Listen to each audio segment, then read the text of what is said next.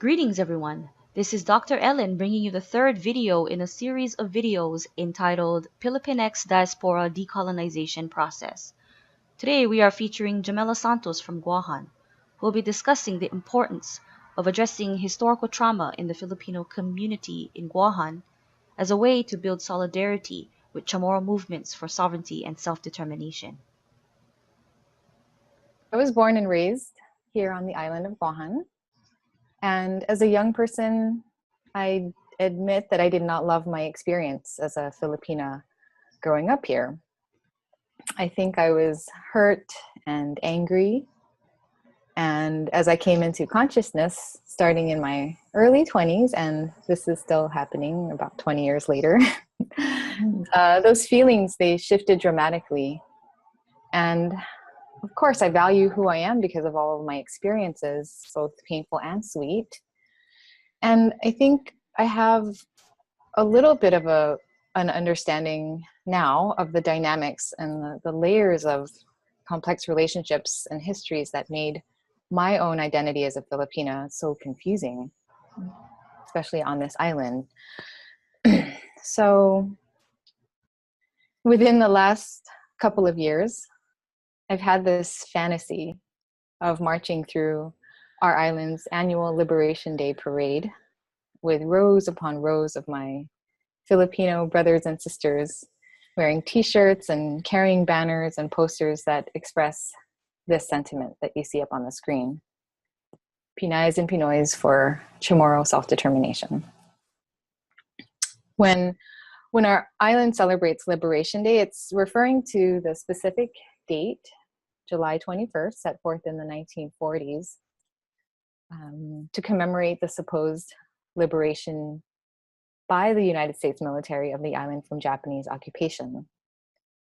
The day is always celebrated as a local government holiday, and thousands of people and their families consider their attendance at the parade a family tradition, either as people marching on village floats in the parade or as onlookers.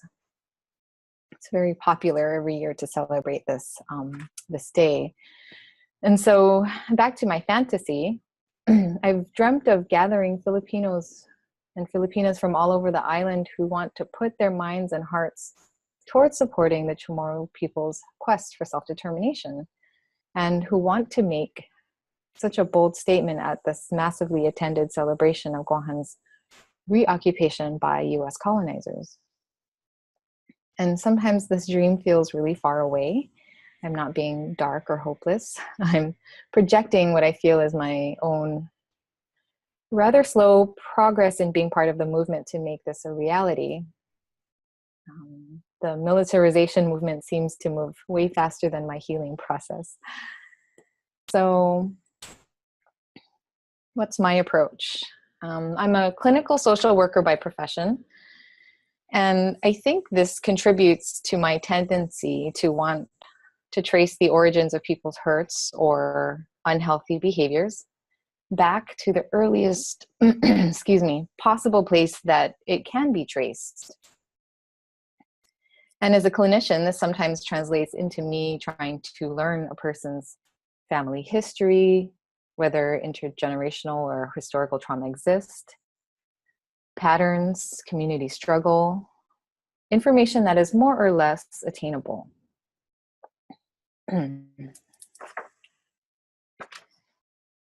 So if I'm a social worker by profession, then I might say that I'm a healer by passion. Outside of my clinical role, I understand that people's behaviors, both individually and collectively, their health, their struggles, are often linked to generations upon generations of hurt, sadness, anger, hopelessness, fear. These terms are just basic descriptions of all of the potential impact that colonization has had on Indigenous people. We hold these hurts in many ways without even knowing. We hold the hurts of our ancestors in our cells, in our tissues. We hold them heavy in our hearts. And we hold them in a way that we speak to others. We hold them in the messages we tell ourselves about ourselves. I'm only beginning to understand how I see the world as a Filipina who never lived more than 30 days at a time on the soil of my ancestral home. I just realized this as I was working on this PowerPoint. And I accept that my birth on Guahan's soil is connected to experiences of hurt that my parents lived in the Philippines. I don't believe that they themselves would clearly articulate intergenerational or historical trauma, but their patterns tell me otherwise. And many Filipinos on this island would also not articulate their reasons for coming to Guahan to pursue the American dream. Some might, of course, and this begs the question, why is the American dream better than the Filipino dream? And if people left because they needed the space to heal, has the space helped? Do they return home and feel like they can stay? If they don't feel like they can stay and be healthy, does that mean they haven't fully healed? Does it mean that the people around them continue to need healing? Does the land need healing?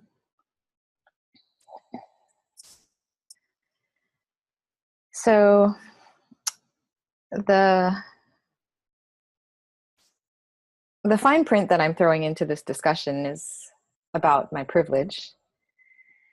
And sometimes I see that organizers or activists, they feel so guilty about their privilege that it affects their clear thinking. And sometimes others don't even acknowledge their privilege. But here's my quick, important acknowledgement. I was raised middle class. I was never homeless as a young person. We always had food in our refrigerator. I never went to bed hungry. I was educated in private Catholic schools for most of my life, most of my education, for which my parents paid the tuition on time every month. I was able to go to college without major struggle, thanks to the support of my parents. And my parents had government or federal jobs that paid them well enough. I even got to continue on to graduate school, which I paid for with loans and scholarships. And I've never had to work to support anyone but myself. I don't have a disability. I own a house that my parents passed down to me and my siblings. I have resource. I have community. I'm blessed every single second of my existence. That sounds pretty nice, yeah? Sounds like the privilege of a daughter of parents who migrated from the Philippines is blessed to have. Mm-hmm. And what's not on here might be the story of many who share similar stories. What's not on here is the sexual molestation I experienced by a family member, the confusion I felt because I was not protected by people who should have protected me, the secrets I held inside that hurt so badly that I started to feel starved for answers. And I was so starved, I ate. And I ate and I ate and I ate until I ballooned so big. I had knee problems, ankle pain. I had collapsed foot arches from the weight of my body. I was only 8. And I know that hurts, the hurts that I attached to this as I got older and as I continued to hold my secrets are hurts that connect back and back and back to whoever hurt, the one who hurt, the one who hurt, the one who hurt me. So how do I plan forward in this movement? People have different gifts and talents in movement work. Some are good at research and writing. Others are creative and can draw that creative genius out of people like magic. Mm-hmm. So amazing. Others are wise, soft, fierce, and gracefully powerful. I believe that my role in this movement is to facilitate healing as I link arms with those other talented souls. And this is what happened when I met Josephine, Rizal, and Kristen. They are 3 other Pinays from Guahan who I had never met, who were also thinking about decolonization work and Chamorro self-determination. It was so unreal for me, but it was real. And so we put our minds together, we linked arms, and we put out a Filipino Revolutionary History Teachin as part of the independent Guahan group's monthly Teachin series. And it was very well attended by many longtime Chamorro activists, young students, curious parents, Filipinos, Filipinas, white folks, brown folks, mixed folks. It was a rather powerful gathering of people hungry to hear about what exactly these Pinays had to say about what their history has to do with the decolonization movement, and what do they really want? Do they really want to work in solidarity? Chamorro people are not used to Filipino people outwardly saying that they want to stand in solidarity towards decolonization. It's rarely spoken of.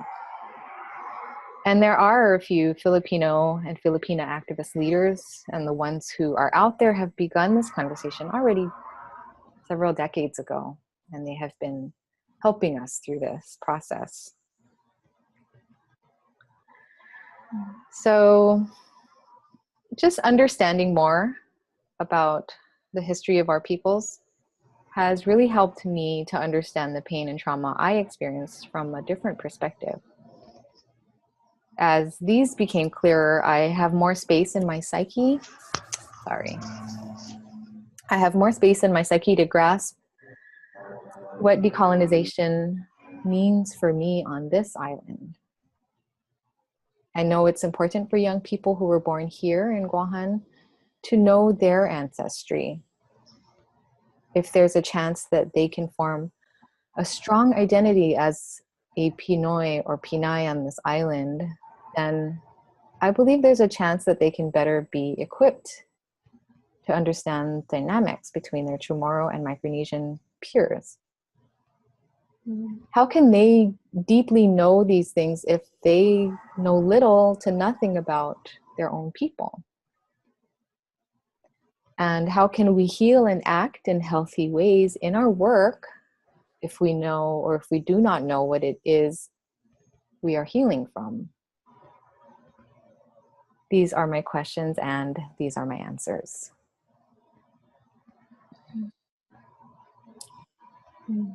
That's the end of my presentation. Sana maasi, salamat, and thank you, everyone.